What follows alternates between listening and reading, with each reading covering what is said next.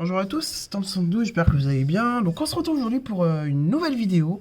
Voilà, donc une vidéo du bilan de mars 2020, hein, tout simplement. Pour une fois, je suis pas trop en retard, on est le 6 avril. Bon, probablement le 7 quand vous verrez la vidéo, mais en tout cas, je suis pas trop en retard. Et donc du coup, on va faire le bilan de ce mois, hein. Comme je vous l'ai dit, j'ai repris cette série le mois dernier, avec le bilan de février. Et du coup, j'avais envie de reprendre cette série parce que je l'avais abandonnée, hein, pendant quelques mois. Et au final, j'avais envie d'essayer de la reprendre. Et bon, on va voir combien de temps ça va durer. Normalement, voilà, j'aime bien faire ça. Enfin, en ce moment, j'aime bien faire ça, je vous l'avoue, ça me fait plaisir. Euh, et je pense que je suis bien revenu. Parce que bon, il m'a peut-être fallu un petit temps pour, voilà, je pense que j'ai eu besoin d'arrêter. Et puis là, je reviens parce que ça me plaît. Et donc, du coup, on va commencer tout de suite avec les températures, hein, du mois de mars. Bon, un mois de mars qui est globalement dans les moyennes, hein, de toute façon. Avec une moyenne max pour les températures de 13,6 degrés, avec le jour le plus chaud, c'était le 19 mars avec 21,3 degrés. Et le jour le plus froid, c'était le 1er et le 22 mars avec 9,2 degrés. Pour la moyenne minimale, on a 4,9 degrés, voilà, avec une seule gelée dans ce mois de mars. Donc là, c'est un peu en dessous, hein. Normalement, le mois de mars, on peut avoir aller entre 3 et 5 gelées, hein, ici. Bon, là, il n'y en a eu qu'une seule. Il y en a de moins en moins d'ailleurs, hein, j'ai remarqué au mois de mars des gelées. Avec la nuit la plus douce qui était le 11 mars avec 12,1 degrés et la nuit la plus froide qui était le 27 mars avec moins 0,5 degrés. Pour les précipitations, on a eu 78,7 mm. Là, c'est pas mal, on est au-dessus des normales et surtout, on a une journée très très pluvieuse qui a d'ailleurs engendré après des crues de la Sarthe, des rivières, hein, la Sarthe et l'Huisne, ainsi que des inondations au Mans, donc c'était assez impressionnant. Donc c'était le 1er mars où il était tombé 32,5 mm cette journée-là, c'est assez énorme. Ensuite, le 4 mars, pour la deuxième journée la plus pluvieuse de ce mois, il est tombé 16,5 mm. Et pour la troisième journée, 9,5 mm, c'était le 5 mars. Voilà. En tout cas, on a également eu un ensoleillement de 171,3 heures. Donc on a eu vraiment une partie du mois de mars qui était vraiment pluvieuse et voilà, donc c'était surtout début mars, hein, c'était très très pluvieux, puis après c'est revenu, on va dire, en un temps plutôt calme, hein, clairement, et anticyclonique.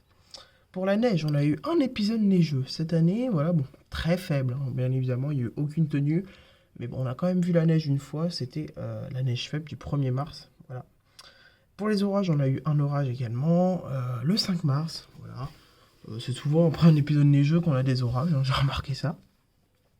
Bon, là, c'était un orage également faible, hein, bon, voilà, vraiment pas intéressant du tout.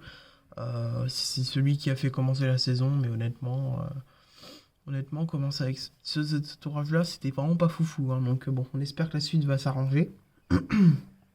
Et en conclusion, on est sur un mois très pluvieux au début, qui a engendré donc crues et inondations, et globalement anticyclonique ensuite. Voilà, donc on va dire que la première semaine, elle a été très pluvieuse et avec ces inondations justement, ces crues.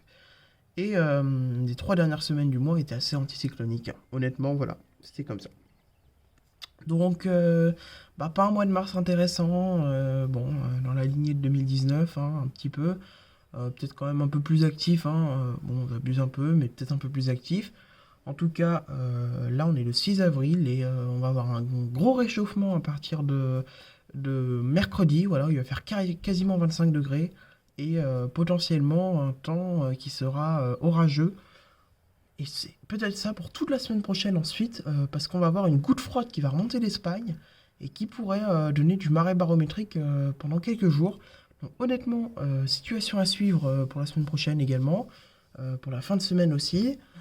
Pour l'instant, il n'y a rien d'officiel du tout, mais c'est une tendance qui se dégage et honnêtement, il pourrait se passer un truc sympa, possiblement la semaine prochaine.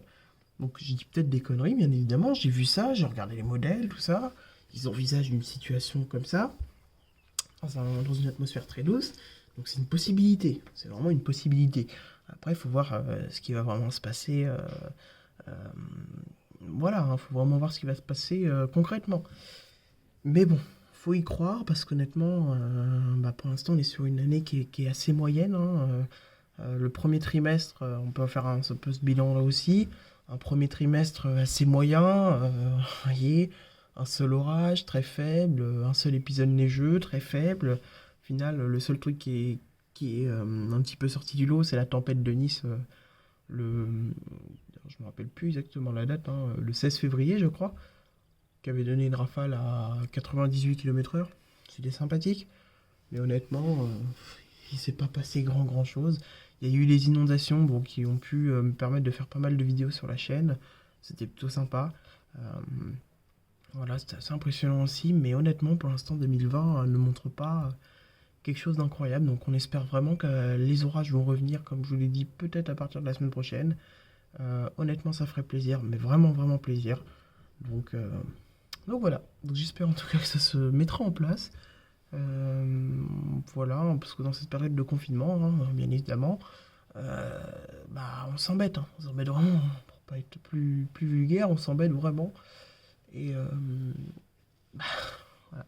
Faut espérer que ça revienne vite, quoi. En tout cas, voilà, ce soir on profite, comme vous voyez, d'un ciel plutôt joli, voilà, avec un beau coucher de soleil. Vous voyez, hein, voilà, donc d'ailleurs je filme bien évidemment avec mon nouveau trépied maintenant. Bon, ça donne un rendu beaucoup plus sympa et beaucoup plus...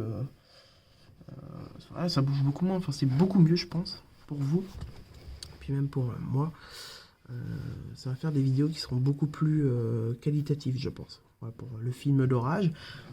Ça va me permettre désormais de pouvoir filmer tout le temps. Voilà, c'est-à-dire que dès qu'il y a un orage, ben, je laisserai le téléphone filmer. Et en même temps, je pourrais voir les cartes d'impact de foudre.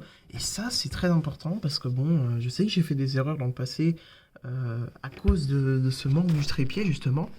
Voilà, ça m'a causé de grosses erreurs dans le passé. Voilà, j'ai raté des impacts de foudre à cause de ça. Donc là, la caméra sera toujours fixement dans les orages. Et enfin, moi, je pourrais enfin avoir un autre téléphone qui me permettra de suivre les situations. Voilà. C'est tout pour moi, hein. Donc, j'espère que cette vidéo vous a plu. J'espère que bah, cette petite discussion vous a plu en fin de vidéo aussi, hein, voilà, sur les prévisions, tout ça. Et puis bon, ce que je viens de vous dire avec le trépied, parce que honnêtement, je trouve que ça donne un très beau rendu. Et ça fait plaisir.